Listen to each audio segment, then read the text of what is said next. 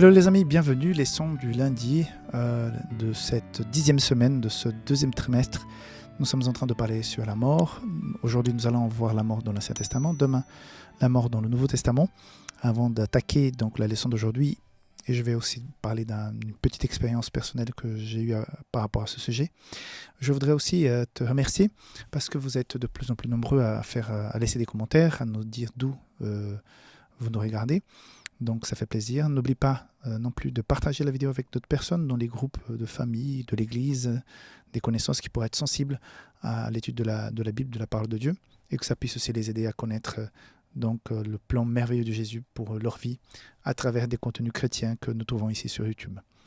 Donc sans plus tarder, je t'invite à qu'on puisse tourner la page et passer donc à la leçon de lundi. Donc, pour la leçon de lundi, je vais prendre comme texte de base Daniel, chapitre 12, verset 2, qui dit ceci. « Plusieurs de ceux qui dorment dans la poussière de la terre se réveilleront, les uns pour la vie éternelle, les autres pour l'opprobre, pour la honte éternelle. » Donc, avant de parler sur le fait que les morts ici, on voit très bien qu'ils sont en train de dormir parce qu'ils doivent se réveiller, juste un petit rappel concernant la justice de Dieu. Dieu, il a fait un plan, il a donné le salut potentiellement à tout être vivant, à tout être humain qui naît sur cette terre. Donc il y a le salut éternel pour cette personne si elle choisit. La seule chose que Dieu ne se permet pas de faire, c'est de nous forcer à l'accepter. Donc quand une personne décède, pour nous c'est une souffrance, mais la personne, si elle acceptait Jésus dans sa vie, si elle cherchait, si elle laissait une place à Dieu dans sa vie, ce moment-là, c'est un moment de départ douloureux de la terre, mais d'une arrivée très rapide parce que nous n'aurons pas conscience du temps qui passe entre la mort et donc voir, témoigner de ce Jésus qui t'appelle en disant « Viens, mon fils, ma fille, il est temps de rentrer à la maison. » Donc je pense que ça va être formidable, vraiment formidable, ça va être quelque chose d'extraordinaire. Mais concernant donc ce verset-là, on voit très clairement qu'il est question de sommeil, un état de non-conscience quand la personne est décédée. Il est très clair ici, mais la leçon de lundi va le dire à plusieurs versets. Donc il ne faut pas non plus seulement se fier à la vidéo de l'école de sabbat, il faut que tu étudies aussi la leçon. Donc Psaume 13.3, 17.15. Il y a donc d'autres versets comme Job, très intéressant, Job 19, 25 et 26, qui vont donner dans l'Ancien Testament cette idée que la mort est comparée à un sommeil. Okay?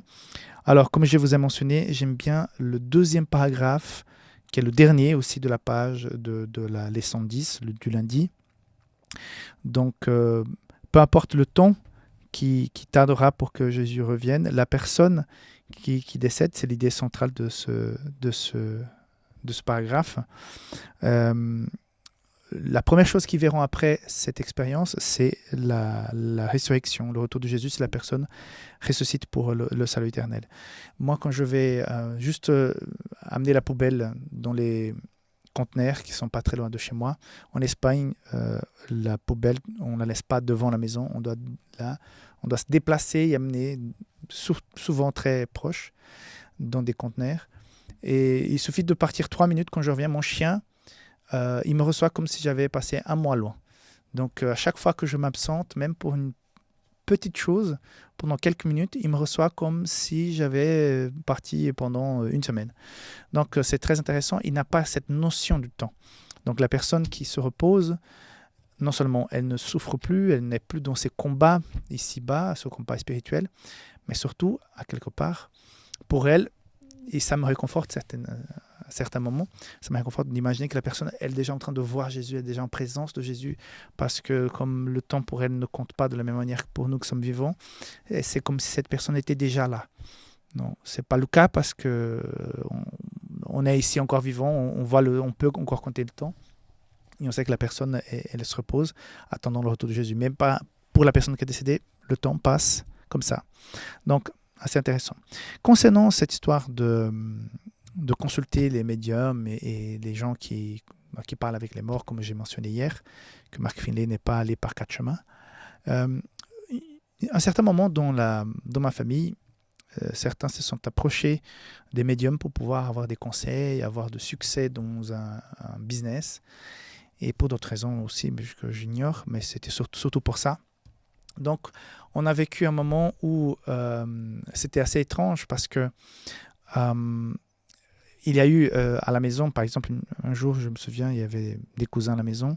Il y en a un qui rentrait du supermarché et quand il est en train de rentrer, il voit une personne toute blanche devant la porte en train de nous regarder, nous espionner. Et il a tellement peur qu'il il est dans son élan, il passe, il voit et puis il court vers nous en disant qu'il a vu un fantôme et tout ça. Nous avions très peur. J'étais même pas adolescent, j'étais gamin. Et cela nous a marqué. Et donc, quelques minutes plus tard, donc ces gens qui étaient allés consulter un médium pour parler, pour avoir conseil d'un décédé, d'un esprit, disent oui, en fait, ils nous ont dit qu'ils allaient envoyer quelqu'un pour voir si vous étiez bien, donc vous avez vu une manifestation. Ouf, nous étions fâchés comme tout parce qu'on a eu la peur de notre vie. Juste pour vous dire que ces manifestations existent bel et bien, parce que quand Satan finalement a cette guerre dans le ciel, dans l'Apocalypse 12, que Satan est expulsé, il ne part pas tout seul, il ne part pas les mains dans les poches. Il y a un tiers des anges qui vont devenir, donc, entre guillemets, ses serviteurs, ses démons, qui jouent avec ce genre de choses. Donc, comme je vous ai mentionné, ce livre de Roger Morneau, il parle comme c'était difficile pour lui de se détacher de cette relation avec ces esprits-là. Mais comme on sait, encore une fois, le verset d'aujourd'hui nous le dit, qu'il n'y a pas de conscience pendant le sommeil de la mort, hein. La personne ne peut pas interagir. Ces interactions, ces choses merveilleuses, incroyables qui arrivent, c'est l'œuvre de ces esprits-là.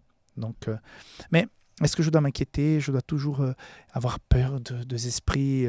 J'ai entendu parler, je crois que c'était des pentecôtistes qui disaient qu'il y avait le démon des couples, les démons de la route, le démon des maladies, il y avait un démon spécialiste pour chaque problème. Peut-être éventuellement, mais je ne dois pas m'inquiéter de ça oui, en sortant, il faut faire attention avec le démon de la route, vous pouvez avoir un accident.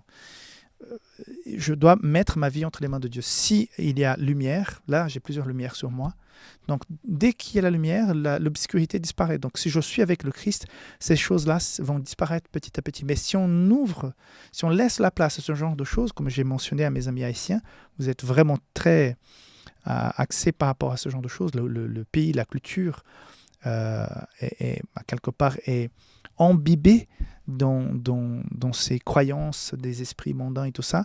Mais quelque part, on donne la place à ce genre de choses pour que ce genre de choses, finalement, se manifestent. Et ils vont se manifester parce que Satan veut distraire, veut mettre sous sa tutelle, sur son influence, toutes ces personnes qui croient et qui veulent se communiquer avec les morts. Et il y a des choses parfois incroyables, comme je vous ai dit, que ces médiums puissent incarner quelqu'un, entre guillemets, hein, qui va parler de secrets qui seulement cette personne décédée, toi, le savait. Donc, tout à coup, tu commences à croire. Donc, ces genres de manifestations sont possibles. Je ne dis pas que c'est impossible, ça arrive. Mais c'est parce qu'on donne la place. Parce que le même Satan qui est en train d'essayer de nous éloigner de Dieu en Haïti, en d'autres territoires, où l'espiritisme, ces manifestations, ces consultations avec les morts sont très très présentes, c'est le même Satan qu'en Norvège essaie de faire la même chose. Il y a beaucoup, mais vraiment beaucoup moins de personnes qui croient, qui touchent à ça, qui vont chercher ça. Je pourrais citer d'autres pays, à la France par exemple, je vois que les gens sont beaucoup moins enclins à chercher ce genre de choses. Et pourtant, Satan est en train de les tenter avec d'autres manières, par d'autres moyens. Donc, ça m'explique le fait que plus tu donnes de l'ouverture à ce genre de choses, plus de manifestations tu vas sentir. Donc, si tu es trop imbibé dans ce domaine, dans ce monde, et tu penses que peut-être, oui, qu'il y a Dieu, Jésus, mais quand même, il y a Satan, il faut se méfier, il faut faire ceci, il faut se communiquer pour qu'un esprit qui est décédé mais qui est bon puisse contrecarrer un esprit qui est décédé mais qui était mauvais. Ne rentrez pas là-dedans, mes amis. Plus tu ouvres la porte pour ce genre de choses, plus tu vas t'enfoncer. C'est du sable mouvant. Voilà, c'est du sable mouvant. Plus vous mettez les pieds dedans, plus vous vous enfoncez. Et là, le plus important, c'est de se connecter au Christ, de s'attacher à lui. C'est ça le plus important. OK ? Donc, on continue notre avancée. Demain, on va parler sur le Nouveau Testament, la mort dans le Nouveau Testament. Dans l'Ancien Testament, il y a plusieurs versets. Je t'invite à lire la leçon, à la revoir. Il y a énormément de versets qui montrent effectivement ça. Mais voilà, on va continuer demain. Que Dieu te bénisse, sois sage, que tu puisses marcher avec Dieu aujourd'hui. Bye bye.